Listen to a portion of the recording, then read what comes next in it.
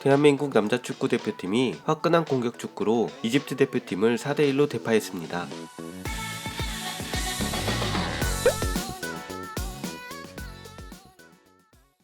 벤투 감독이 이끄는 한국 축구 대표팀이 6월 A매치 시리즈의 마지막 경기인 이집트전에서 화끈한 공격 축구를 선보이며 4대1로 승리했습니다.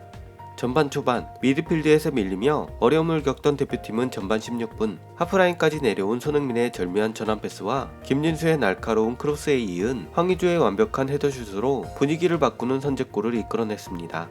이어 전반 22분에는 오른쪽 코너킥에서 손흥민이 올린 공을 황의조가 헤더로 방향을 바꿔놓자 세트피스에서 공격에 가담한 센터백 김영권이 다이빙 헤더로 두 번째 골을 터뜨렸습니다. 전반 38분 수비진의 집중력이 흐트러지며 이집트에게 만회골을 헌납한 대표팀은 후반 40분 교체 출전한 조규성의 멋진 가마채기 중거리골과 후반 추가 시간 김진수의 크로스에 이은 권창훈의 헤더골로 4대1 대승을 거두었습니다. 한편 한국 대표팀의 이집트전 대승 소식은 언론 보도를 통해 일본에도 전해졌습니다. 일본 대표팀의 튀니지전 0대3 참패 직후에 전해진 한국 대표팀의 대승 소식에 대해 일본 누리꾼들은 과연 어떤 반응을 보이고 있을까요? 일본 언론이 전한 기사의 내용과 기사에 달린 댓글 반응을 전해드립니다. 먼저 일본 언론의 기사입니다. 한국 대표팀은 이집트 대표팀의 쾌승, 전 간바 오사카 공격수의 호쾌한 슈퍼골이 대단. 한국 대표팀 대 이집트 대표팀의 국제 친선 경기가 14일에 열려 홈팀인 한국이 4대1로 승리를 거두었다. 전 간바 오사카의 공격수 황의조도 초호쾌한 슈퍼골을 터뜨렸다. 6월 시리즈에서 칠레 대표팀에게 승리를 거두었다고는 하지만 브라질 대표팀에게는 5실점 대패, 일본 대표팀이 쾌승을 거두었던 파라과이 대표팀과도 가까스로 비기는 등 고전했던 한국 대표팀. 하지만 최후에는 아프리카의 강국에게 쾌승을 거두며 마무리했다. 카타르 월드컵 출전을 아쉽게 놓친 이집트는 대에이스 모하메드 살라가 부상으로 부재. 한국 대표팀은 손흥민이 선발로 출전했지만 프리미어리그 득점왕을 서로 나누었던 두 사람의 대결은 실현되지 못했다. 한국은 전반부터 우위로 진행. 16분에는 프랑스의 보르도에서 활약하는 전 간바 오사카의 황의조가 왼쪽 측면으로부터의 크로스를 강렬한 헤딩탄으로 때려박으며 선제. 이후 5분 뒤에도 역시 전 간바 오사카의 수비수 김영권이 추가점을 뽑았다. 이집트도 전반 내에 1점을 되갚았지만 한국은 종반에 2점을 보태며 4대1. 월드컵에 대한 준비가 되는 4연전을 2승 1무 1패로 마쳤다. 기사에 달린 댓글 반응입니다. 일본 대표팀이 쾌승했던 파라과이전. 사실은 1. 남미에서 일본으로 입국한 바로 다음날 경기. 2. 파라과이의 에이스 선수 몇 명이 애정했던 비행기를 타지 못해 일본 대표팀과의 경기에 합류하지 못했다. 파라과이 대표팀과 가까스로 비기는 등 고전했던 한국 대표팀. 사실은 1. 한국 대표팀과의 경기 전까지 한국의 대학팀들과도 경기할 정도로 시간의 여유가 있었고 컨디션도 회복되어 있었다. 2. 애정된 비행기를 타지 못해 일본 대표팀과의 경기에 나서지 못했던 파라과이의 에이스 선수 전원이 출전. 시간 순으로 나열해서 무엇을 말하고 싶은지 알 수 없는 댓글이다. 적어도 원 댓글을 쓴 사람은 제대로 축구를 볼 수 있는 일본인이네요. 브라질에 5대1로 당했고 오늘 이집트전도 완전 2군에 월드컵 출전하지 않는 나라니까. 과거 댓글을 보면 대체로 일본의 흠만 들춰내고 있네. 일본은 더 강한 상대에게 2경기 동안 유효슛 제로였죠. 가나도 코로나로 3군이었고 튀니지 같은 진정한 월드컵 참가국과 싸우면 전방 압박도 수비도 전혀 통하지 않고 현실은 이런 것. 유럽의 강호라고 불리는 나라들도 생각하는 결과는 얻지 못할 것 같습니다만 그쪽도 진심도가 다르다고 생각하므로 월드컵에는 전열을 가다듬고 오려나? 일본도 한국도 요 최근의 경기 결과만으로는 아무것도 읽을 수 없죠.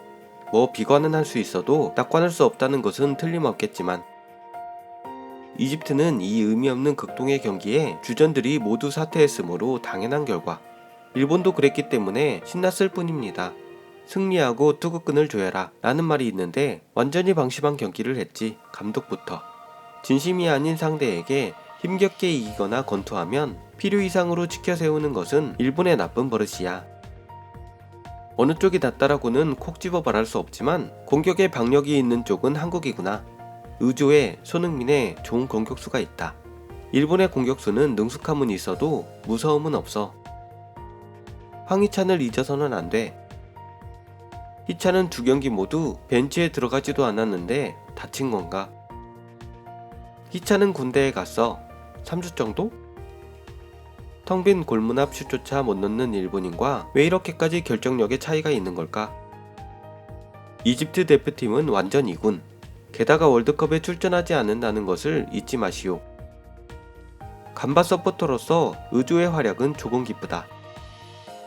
아니, 상당히 기뻐. 월드컵에서도 활약해서 B클럽으로 이적했으면 좋겠다. 손흥민의 아버지를 일본 대표팀 감독으로 추천합니다. 간바로 언젠가 돌아와 주길. 간바 서포터는 기쁘겠네. 유니폼이 절망적으로 촌스러워. 일본보다는 멋있는데. 평범한 골.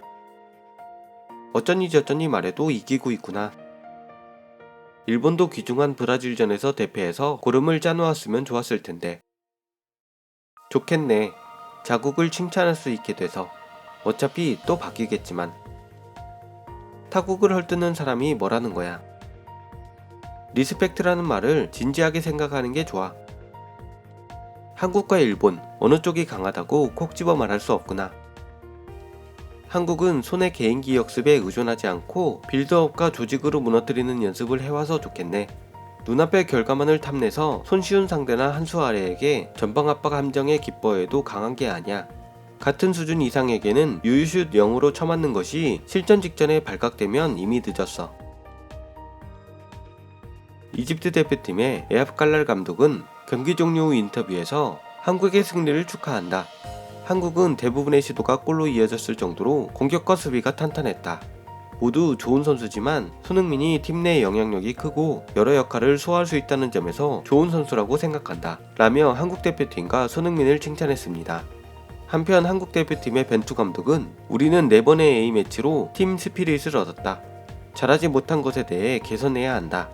모든 경기에서 실수가 나왔지만 가장 중요한 것은 잘한 부분을 그대로 이어갔다는 것이다. 라며 긍정적으로 평가했죠.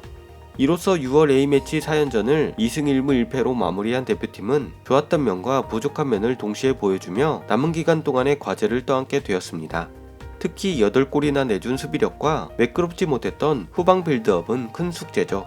과연 벤투 감독과 대표팀은 남은 기간 동안 얼마나 보완할 수 있을까요?